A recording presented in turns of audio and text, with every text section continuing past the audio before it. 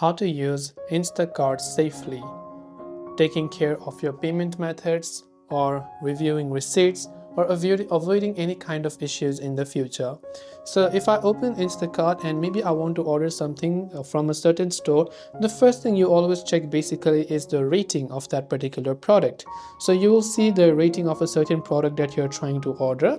If you want to avoid stale products or basically too ripe or unripe at all, you can always add instructions to the seller and basically add a note and ask them what kind of certain ripening stage of that product that you want, if it is a produce like a banana or any type of fruit.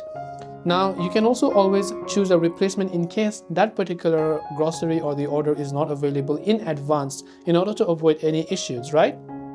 And if you are trying to make this order a gift, you can always turn that thing on as well.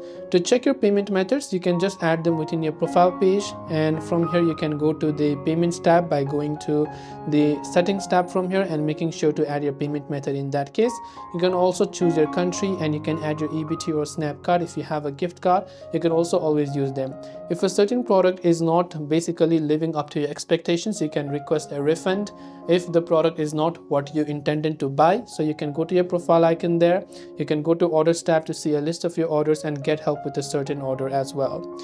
That is all for this video. If you have any questions, feel free to leave them down below. Thanks for watching and see you soon in the next video.